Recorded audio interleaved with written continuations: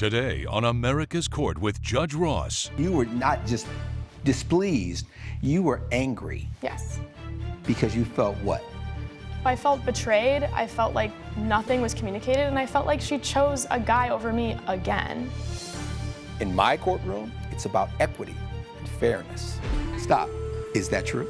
I don't want you to understand, I want you to overstand. Yes, sir. That's why they pay me the big bucks. Justice should be more than just some foreign concept. I actually want you to learn something. That's not gonna happen. Not up in here, not today. And boom goes the dynamite. Fair, firm, compassionate. This is America's Court with Judge Ross. Alyssa Groff claims her ex-friend turned their concert tickets deal into a cash grab and says she made a huge profit after selling their tickets. All rise. Remain standing and come to order. This court is now in session. The Honorable Judge Kevin Ross presiding. Ladies and gentlemen, you may be seated. Ms. Groff is suing Diana West in the amount of $2,064. All parties been sworn, Your Honor. Third Deputy Thomas. Ms. Groff, tell me your story. So my ex-best friend Diana and I bought tickets to see Bad Bunny, which is I her... like Bad Bunny. All Well, right. it's her favorite you said artist. ex-friend. How long were you all friends? Since we were 3. You friends since 3. Yeah. And Bad Bunny has come between you all not being friends anymore? I can't believe that. There's a little bit more to the story. Tell me more, tell me more. We planned after graduation to get an apartment together. Okay. And after I started looking for apartments within her budget, because that was like a big thing, so I made sure it was like respectful, that she could afford it. Very I nice. offered to pay for furniture. I offered to put the deposit down. I did all of the work, looked in locations that she was interested in. And what did you do, Miss West? What did I do? Yeah, if she's looking at furniture coverage and deposit and locations, were you working? Were you preoccupied that you couldn't also assist with that? I tried when I could, but unfortunately after graduation, I wasn't able to get a stable job like she did, unfortunately. And I had to move back in with my parents, and my parents unfortunately charged me rent to move back in. So it was a little bit tough to be able to pay rent with my parents and then also help look for furniture as well. Like, I tried to do as much as I possibly could. Did you guys end up being roommates? No. And why was that? She met a guy on Hinge, and after a month of dating him... What's Hinge? Hinge is a dating app. Okay. And after a month of dating him, decided to live with him instead. I'm sorry, you said after a month of dating? Yes. After a month Yes, of sir. dating? Yes, sir. Boy, Hinge must really be the bee's knees, huh? The bee's knees. For me, it was more of the if you know kind of love. Like, I've never felt like that about a person before. Like, I've dated guys before, but this one just kind of, my boyfriend, his name's Peter. A lot different You're than with Peter right now? Yes, sir. And you guys are still living together? Yes, sir. All right, so how are your bills and your costs being covered? I work like a small part-time job and a part-time job on top of my internship, so I can hopefully land a really good career. Okay, and is Peter working, or is he having someone cover his expenses? He's working. He's working. And when did you tell Miss Groff that you were not going to be roommates with her? Because she had done all this groundwork, and I decided after a few months, before we found a place, about a month before she had found the place that we were going to live at, I set her aside and said, hey, Peter found a place and we can move in together. He's very neat, very clean. And the whole reason, there's a lot of underlying issues. Such as? She grew up with a lot of money. She had a nanny and a maid. And why does that matter with this situation? Because she doesn't know how to take care of herself, because it did get all of the stuff growing up, her maid would do. Like, she didn't clean or pick up or anything. Let's assume all that's true. Why? Yes, I saw her door as a sophomore. Well, so is what you're conveying more along the lines of you felt she would potentially take advantage of you because she would you were more of the person that would work and handle things? Because as I'm hearing her talk, I didn't pick that up at all from her. At all. And did you come from more financially wealthy circumstances? I did. I did have a nanny growing up, but I still had expectations from my parents growing up. Like I think one of my biggest issues with this whole thing is that none of this was ever communicated. There was no, hey, I'm really concerned that when we move in together, you're going to be messy, or there was none of that. I wasn't told any of these. Did you tell her any of those things? I did tell what I could. That's a no. Coming up on America's Court. And then I decided that I needed to step away from the friendship. Oh, you were not just displeased, you were angry. Yes. And later, You started by saying it's a gift. Yes, sir.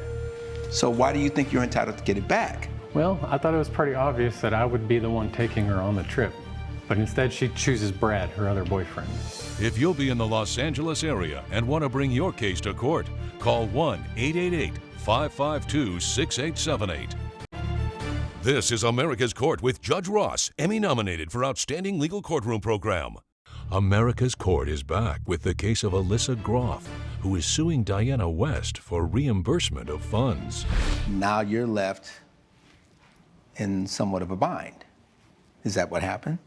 So we bought the Bad Bunny tickets in September. We Okay. both got on the queue so that whoever got the tickets first, we could absolutely make sure that somebody got them. Regardless, they were on my credit card. So she got on the queue first, but I gave her my credit card and we used my money to pay for the tickets Okay. up front. Were you going to pay her back? Of course. Okay. Was And that the then- understanding that you were going to be paid back? Yes. Okay. Who ends up getting in the queue to actually purchase the tickets? That was me. Okay, so you purchase. Yes. You use her credit card. Everything's hunky-dory. Yes. And then what? And then that whole situation with the apartment happened after we'd bought the tickets. And then I decided that I needed to step away from the friendship. Oh, you were not just displeased, you were angry Yes. because you felt what?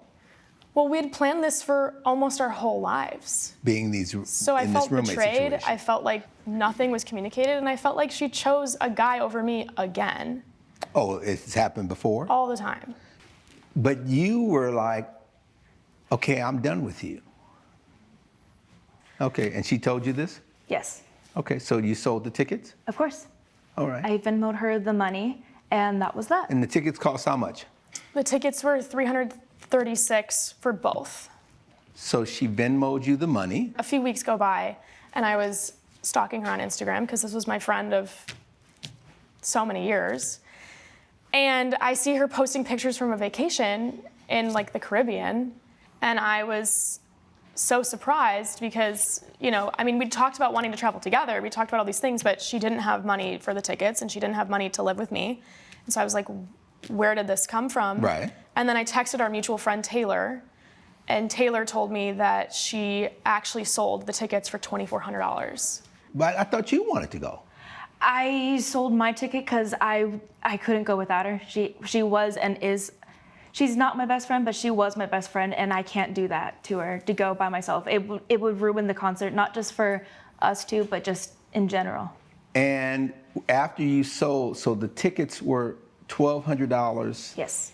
a piece that you were able to sell them for, but you bought them for $168. Yes. Okay. Any particular reason why you wouldn't have given her $1,200? She gave me permission to sell some tickets.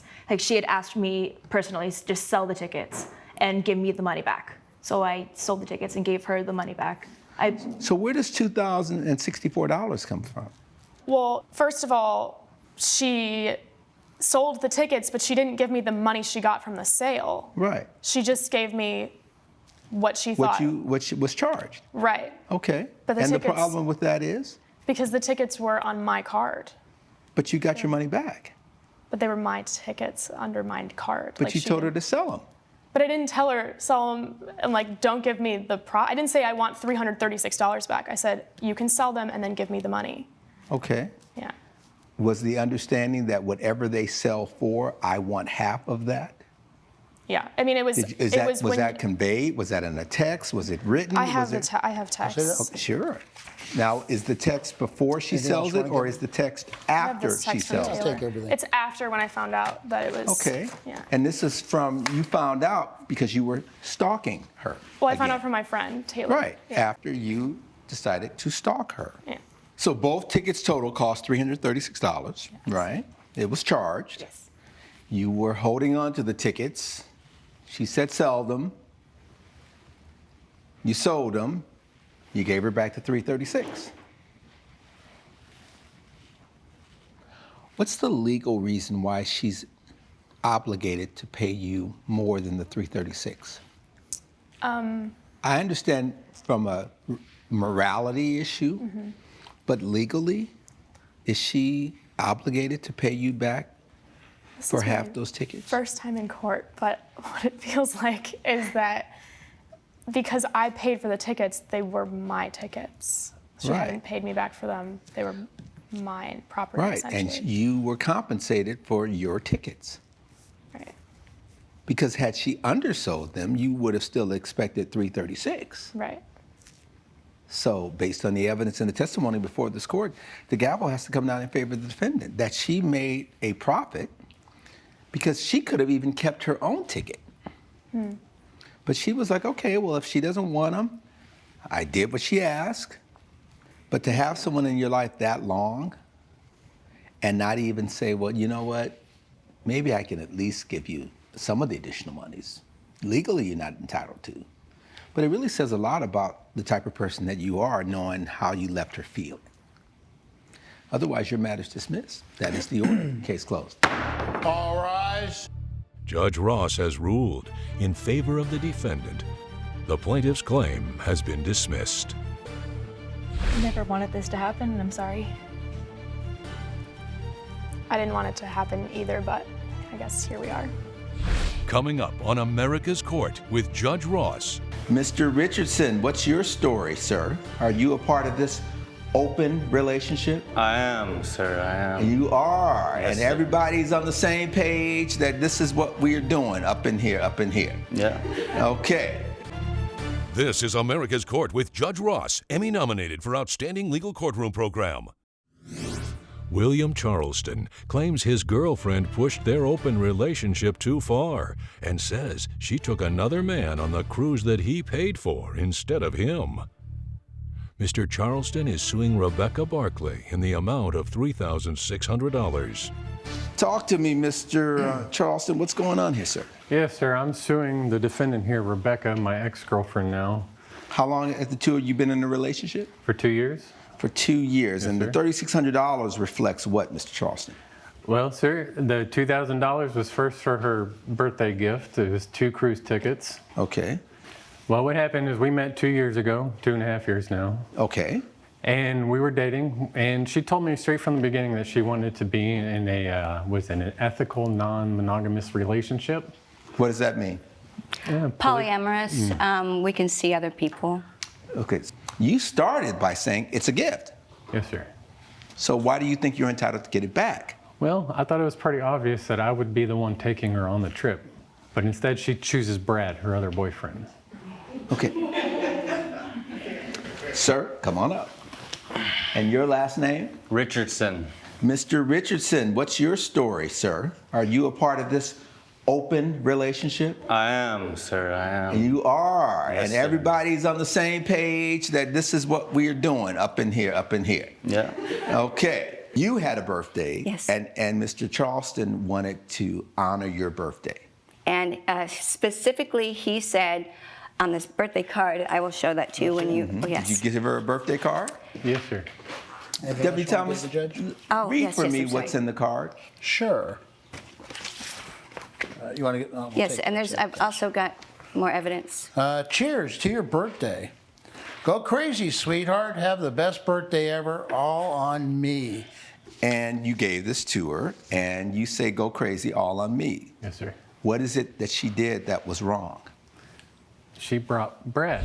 Coming up on America's Court. As soon as he found out that I was taking Brad, he went crazy. And, How did he find out? well, I told him. You told him before the trip. Yes. Is that true? Yes, sir. This is America's Court with Judge Ross, Emmy nominated for Outstanding Legal Courtroom Program. America's Court is back with the case of William Charleston, who is suing Rebecca Barclay for property loss. Okay, correct me if I'm wrong, because I don't see anywhere on this card that says, but you can't take Brad. Okay, the $2,000 was for the tickets, $1,000 each. A week after she gets back, I get a bill on the credit card that I put her name on for an extra $1,600 for the bar, for poolside, for what is it, rock climbing. Now, Mr. Richardson, let me go back to you. Okay. Did you have any interaction with Mr. Charleston before going on the trip? Yes, but not too much time. Just kind of in passing, when I dropped her off at his house, when he dropped her off at my house. He would drop her off at your house? Yeah. As soon as he found out that I was taking Brad, he went crazy. And How did he find out? well, I told him. You told him before the trip. Yes. Is that true? Yes, sir. Did, Told and me a what, week and after I what was gave your her tickets. response? I didn't like it, and I made that very clear. But I mean, He said fine. He said fine. Yeah, just. Did you say fine? I've said fine as in I give Was up it fine. fine or was it fine? The second one. Second one. Yes, sir. But he said fine. But he said fine. I mean, I agree. And so, well, let me help you out here.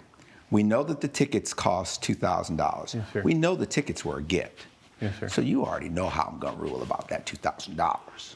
So now let's focus on the $1,600, because the $1,600 seems like it's more of an area where we have to sort of figure out what we should do here. Why not just compensate him for some of the money? Well, when we first went on this cruise, I told her I don't feel good about putting the drinks, the casino, all this stuff on his credit card. But she told me, she said, look at this card. It says, go crazy, go all out. In the past, I've bought her tickets to go see Hamilton, and instead of taking me, she took him. Mm-hmm. I had no problem with Is that true? Yes, sir. Okay. Judge Ross's verdict when America's Court returns. Promotional consideration provided by.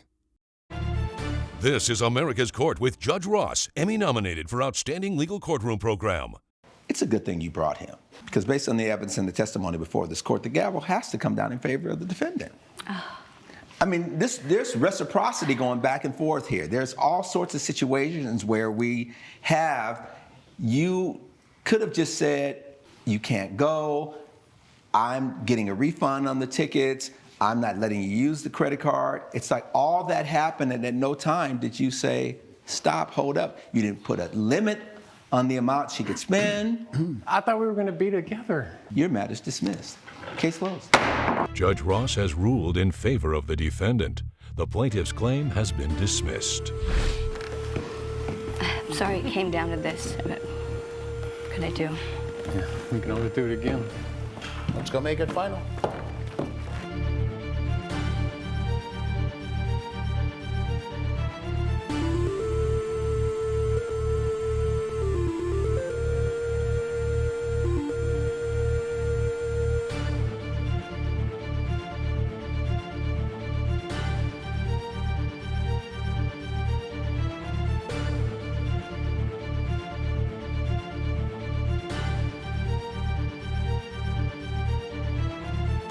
This has been a production of Allen Media Group.